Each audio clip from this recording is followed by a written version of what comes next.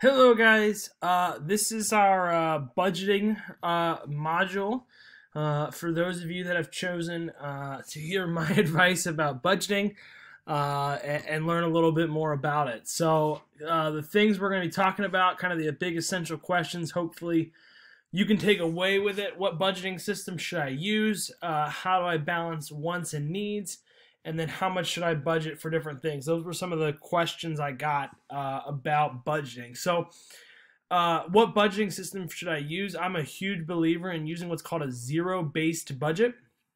The idea being that you want to account for every single dollar of your income.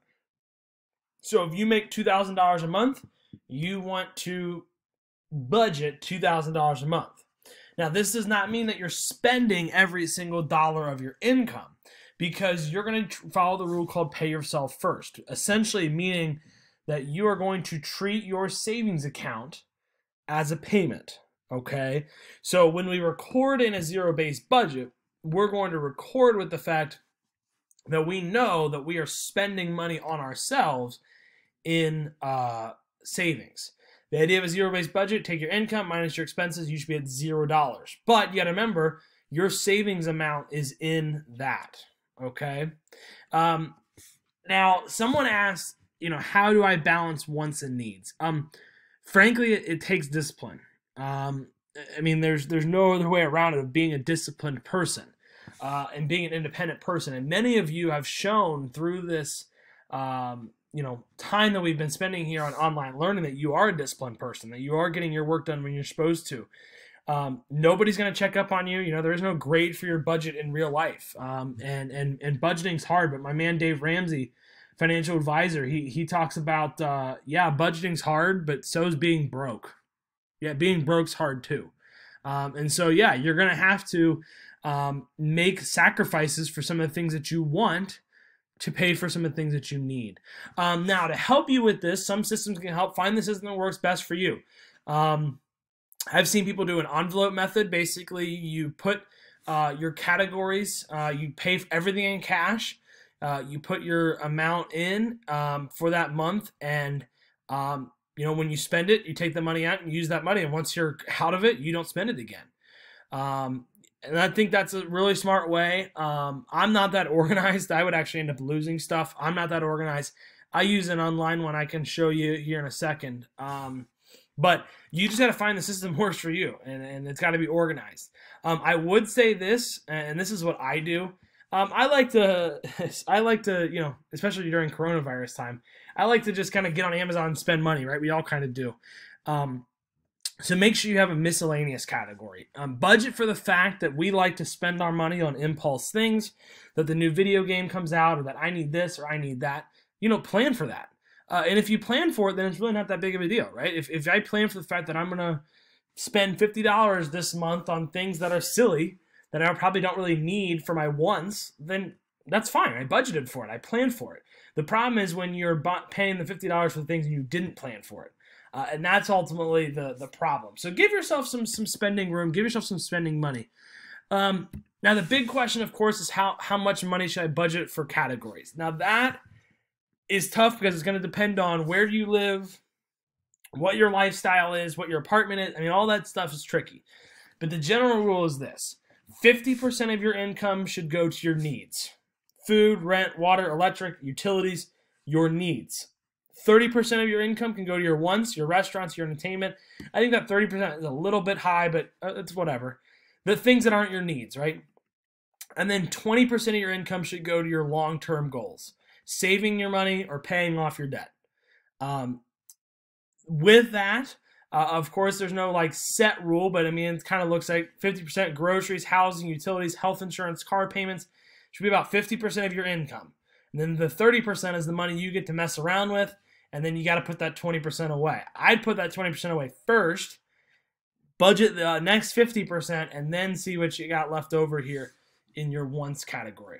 Now, just to kind of give you an idea of kind of what you should be working towards, this is the Dave Ramsey guy I told you about.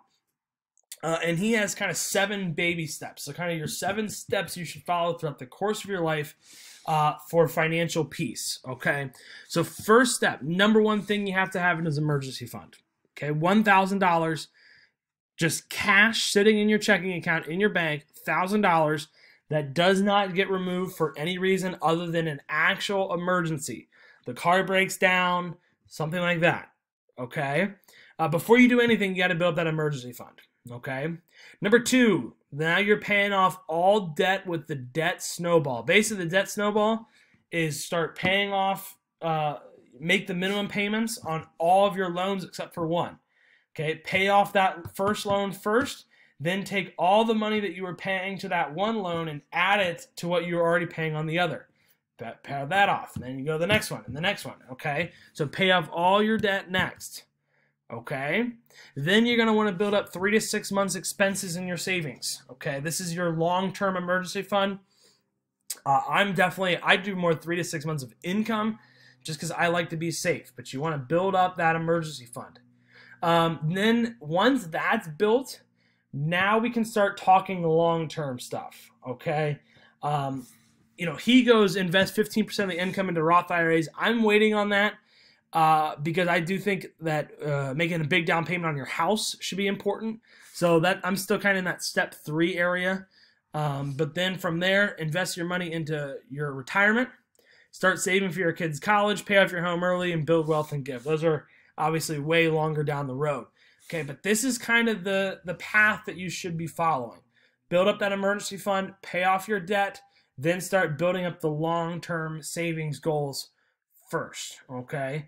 And ultimately, at the end of the day, it requires discipline. So I'm going to pause this real quick so I can pull up my budget when I first got out of college just to show you. So the method I use for budgeting is an actual app. It's called the Every Dollar Budget. It's actually through Dave Ramsey's company, but it shows, you can find any system you work, and there's all sorts of different apps and stuff. But here was kind of my fresh out of college budget here. Okay, so after taxes, I had $1,856 of income monthly to live off of. Okay, now when I first started saving, I saved $400 for my savings.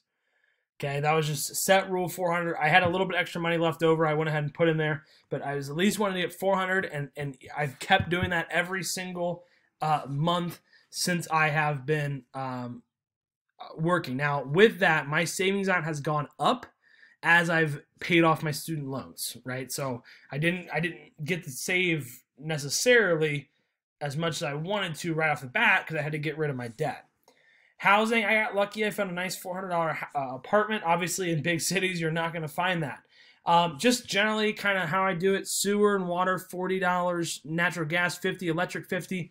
Those are all things, guys, that change every month. So right now, my electric bill is like $15 because I don't really use that much electric. But when I turn that air conditioning on, it's going to go up to almost $100 by the end of the summer, right? So, you got to adjust your budget each month for those utilities.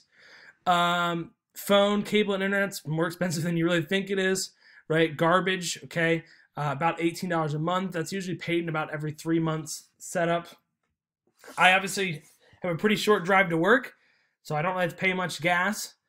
Okay, here's my groceries and restaurants. I have to go out to restaurants, but about $260 for food a month. I think that's one of the things that I've seen that high school students really mess up a lot is they think groceries like, oh, I can survive on $50 in groceries a month. Well, yeah, but you're not gonna be able to buy very much. Lifestyle stuff, I don't really have a whole lot to worry about with a lot of that stuff, right? Other than your subscriptions. Here's that miscellaneous pile on you. So, I had $150 there for anything that I would want to use.